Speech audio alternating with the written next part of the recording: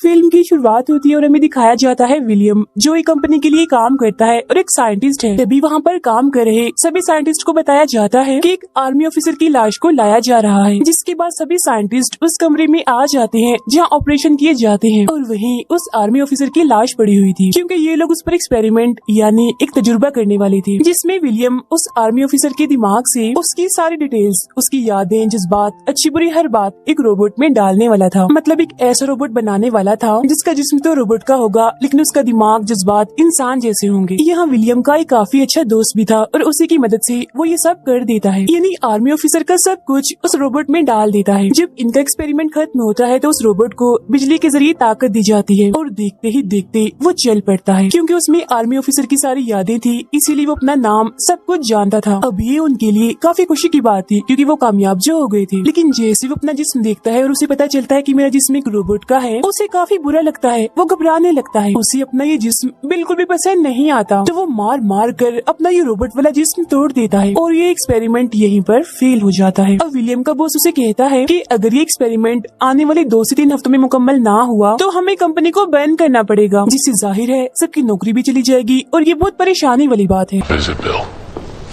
फिर अब विलियम घर आ जाता है जहाँ हम उसकी फैमिली को देखते हैं, जिसमें उसकी वाइफ और 3 बच्चे थे। अब ये लोग छुट्टियां गुजारने के लिए घूमने के लिए निकल जाते हैं। ये लोग शहर से बाहर जाने वाले थे और जब ये लोग सफर पर थे तो इन्हें रात हो जाती है और तभी यहाँ जोरों की बारिश आने लगती है। अब रास्ता भी काफी खराब था और गाड़ी के सामने वाले कांच से भी नजर नहीं आ रहा था, इसीलिए इनके सामने एक ट्रक आ जाता है जिससे ये बाल बाल बचते हैं। वो बचकर निकल ही रही थी कि तभी अचानक एक पेड़ पर बिजली गिर जाती है, जिससे वो पेड़ इनकी गाड़ी पर आके गिरता है। उसकी टहनी कांच को तोड़ते हुए सीधा आकर विलियम की वाइफ को लगती है, जिससे उसकी मौके पर ही मौत हो जाती है। अब इस वजह से गाड़ी कंट्रोल से बाहर हो जाती है और सीधा आकर एक तालाब में गिरती है, जिसमें विलियम के 3 बच्चे भी मारे जाते हैं। और विलियम की पूरी फैमिली उसकी आंखों के सामने ही मारी गई, जिनकी लाशों को सामने रखकर वो बहुत रोता है और सदमे में चला जाता है। फिर कुछ देर बाद वो खुद को संभालते हुए अपने दोस्त को कॉल करता है, उसे यहाँ बुलाता है और कहता है कि जिस्म से हर चीज को कॉपी करने वाली सारी मशीन्स भी साथ लाना। फिर कुछ देर के बाद उसका दोस्त यहाँ पहुँच जाता है और वो भी विलियम की पूरी फैमिली को ऐसे मरा हुआ देखकर काफी दुखी था और हैरान भी। यहाँ विलियम अपने दोस्त को कहता है कि मेरी फैमिली के सभी लोगों का सारा डेटा, इन्हीं डिटेल्स ले लो। जिस पर उसका दोस्त कहता है ठीक है मैं डेटा ले लेता हूँ, लेकिन तुम इसका करोगे क्या? जिस पर विलियम उसे कोई जवाब नहीं देता। अब उसका दोस्त अपनी मशीन के जरिए सभी का डेटा, सारी डिटेल्स यानी उनकी यादें ले लेता है, जिन्हें लेकर दोनों अपनी ही कंपनी की लैब में आ जाते हैं। जहाँ आकर विलियम अपने दोस्त को बता ही देता है कि मैं अपनी फैमिली के क्लोन्स बनाना चाहता हूँ, यानी उनके डुप्लीकेट, जो बिल्कुल हूबहू उसकी फैमिली के सभी लोगों के जैसे होंगे, जिसके लिए मैं दूसरे जिस्मों में उनकी सारी डिटेल्स डालूंगा और अपनी फैमिली के सभी लोगों को उनकी ही पहले वाली शक्लें दूंगा। ये सुनकर उसका दोस्त क्लोन्स बनाने के लिए मना करता है, क्योंकि पूरी दुनिया में क्लोन्स बनाने पर पाबंदी है, इन्हीं मना है। लेकिन विलियम उसकी एक नहीं सुनता। अब क्योंकि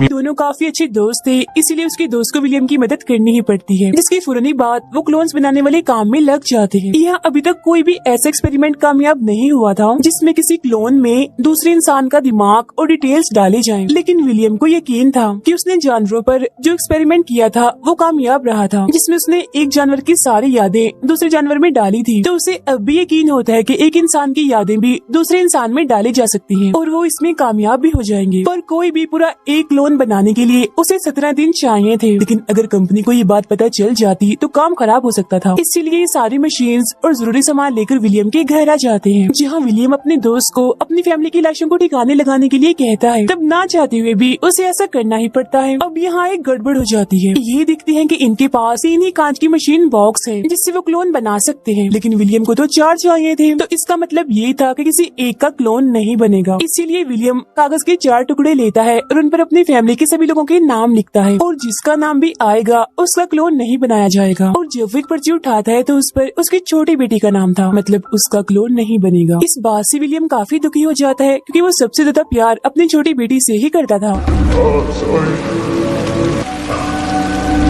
लेकिन फिलहाल सारे हालात को समझते हुए वो अपनी वाइफ और बाकी 2 बच्चों के क्लोन्स बनाने में लग जाता है।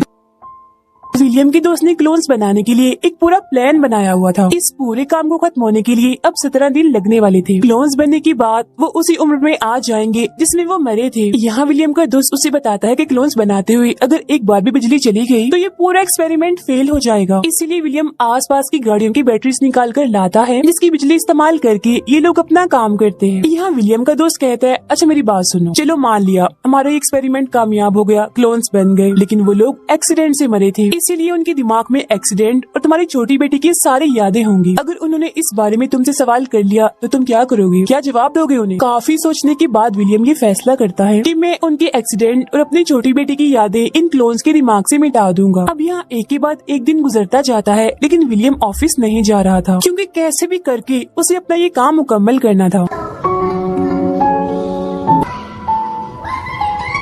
जब विलियम का दोस्त काम पर जाता है तो उसका बॉस उसे पूछता है कि विलियम कहाँ है। विलियम का ऑफिस आना, काम करना बहुत जरूरी है क्योंकि अगर विलियम ने काम पूरा ना किया, यानी एक्सपेरिमेंट में वो कामयाब ना हुआ, तो बहुत जल्द हमारी कंपनी बंद हो जाएगी। उधर घर में विलियम को बहुत सारी मुश्किलात का सामना करना पड़ता है क्योंकि उसके बच्चों के स्कूल से टीचर घर ही आ गई थी और उसकी वाइफ एक डॉक्टर थी, तो वहाँ से भी फोन आने लगते हैं कि काफी दिनों से वो काम पर नहीं आ रही। इसीलिए विलियम उन सबकी मोबाइल से उनके दोस्तों को मैसेज कर देता है कि हम कुछ दिनों के लिए शहर से बाहर आए हुए हैं। यहाँ साथ में विलियम अपने पुराने एक्सपेरिमेंट पर भी काम कर रहा था कि उसका जो आर्मी ऑफिसर वाला रोबोट है वो आखिरकार फेल क्यों हुआ। उधर कंपनी में भी परेशानी वाला माहौल था क्योंकि विलियम था नहीं तो एक्सपेरिमेंट पर काम नहीं हो रहा था, जिससे उनकी कंपनी हमेशा के लिए बंद होने वाली थी। अब यहाँ देखते ही देखते 17 दिन गुजर जाते हैं और उसका दोस्त उन क्लोन्स को मशीन बॉक्स से बाहर निकालने के लिए आता है, लेकिन अभी विलियम इसके लिए तैयार नहीं था। वो अपने दोस्त को कहता है कि मैं अभी भी इस सोच में हूँ कि हमने उनमें सारी डिटेल्स यादें तो डाल दी, लेकिन होश में आने के बाद क्या वो बिल्कुल वैसे ही होंगे जैसे मैं चाहता हूँ। जिस पर उसका दोस्त कहता है कि देखो उन्हें निकालने का यही सही वक्त है, सोच के वक्त को जाया मत करो क्योंकि अगर उन्हें अभी बाहर नहीं निकाला गया तो 17 दिन से ऊपर होने पर उनकी उम्र बढ़ जाएगी और सारे क्लोन्स खराब हो जाएंगे। इसीलिए फौरन ही सभी क्लोन्स को मशीन बॉक्स से बाहर निकाल कर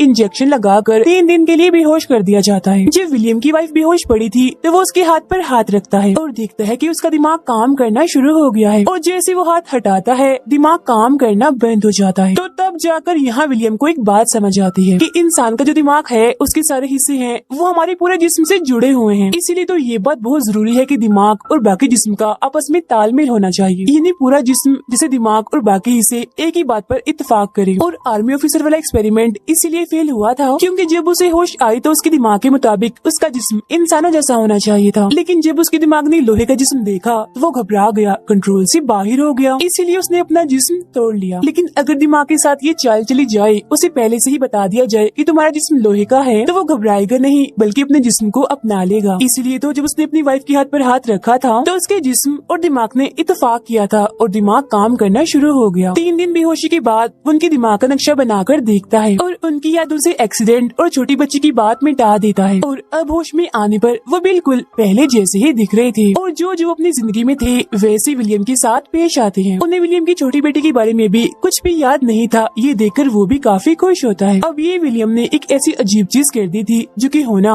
नामुमकिन था। इसके बाद विलियम ऑफिस चला जाता है अपना आर्मी ऑफिसर वाला एक्सपेरिमेंट पूरा करने के लिए, लेकिन अब की बार वो आर्मी वाले रोबोट का दिमाग इस्तेमाल नहीं कर सकता था क्योंकि उसके दिमाग को पहले ही पता था कि मेरा जिस्म इंसानी है, तो अब उसे एक नया दिमाग चाहिए था। इसलिए वो यहाँ पर अपने ही दिमाग का नक्शा बनाकर चेक करने लगता है।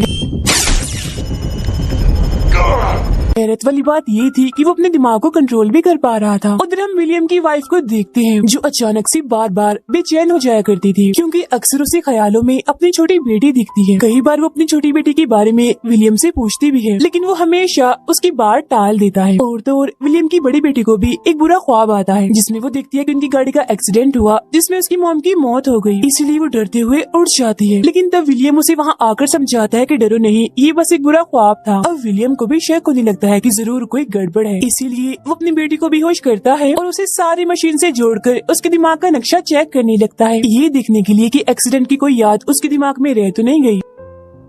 अभी वो ये सब कर ही रहा था कि तभी यहाँ उसकी वाइफ आ जाती है जो ये सब कुछ देखकर काफी हैरान होती है और विलियम से पूछती है ये तुम क्या कर रहे हो, आखिर चल क्या रहा है इधर। तब ना चाहते हुए भी विलियम को उसे सब बताना ही पड़ता है कि कुछ वक्त पहले हमारा एक्सीडेंट हुआ था जिसमें तुम तीनों की मौत हो गई थी, जिसके बाद मैंने तुम तीनों के क्लोन्स बनाए और सारी डिटेल्स यादें तुम्हारे दिमाग में डाल दी।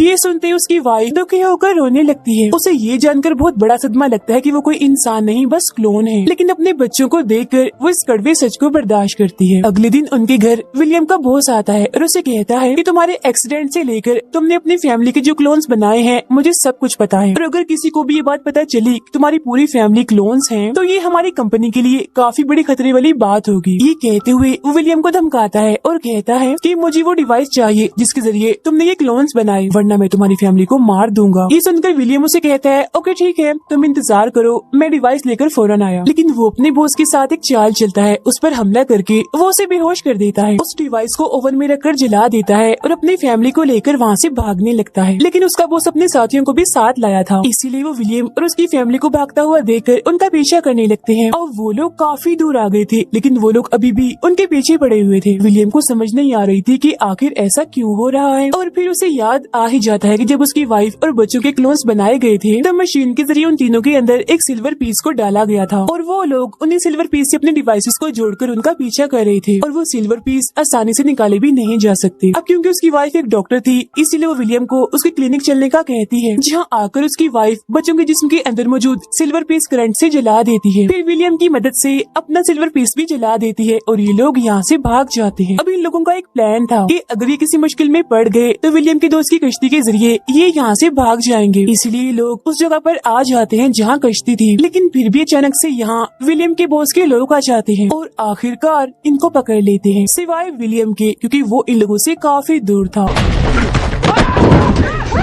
अब ये लोग विलियम की फैमिली को अपनी कंपनी में लेकर जाते हैं। थोड़ी ही देर बाद विलियम भी यहाँ पर आ जाता है। यहाँ उसका दोस्त भी था जिसे उनका बॉस धमका रहा था, इसी वजह से उसने अपने बॉस को विलियम की सारी बात बता दी। यहाँ दोबारा से उनका बॉस विलियम से वो डिवाइस मांगता है, लेकिन वो उस डिवाइस को देने से मना कर देता है। इसीलिए उसका बॉस विलियम के दोस्त को गोली से मार देता है और वो बेचारा सिर्फ अपने दोस्त विलियम की मदद करने के चक्कर में मारा जाता है। ये देखकर विलियम डर जाता है और अपने बॉस को एक नई डिवाइस बनाकर देता है, लेकिन यहाँ उसके बॉस के इरादे कुछ ठीक नहीं लग रहे थे। जैसे उसे डिवाइस मिलती है वो विलियम की फैमिली को मारने के लिए चला जाता है, लेकिन तभी विलियम का बनाया हुआ रोबोट जिसे वो कंट्रोल कर सकता है वो खुद यहाँ पर आ जाता है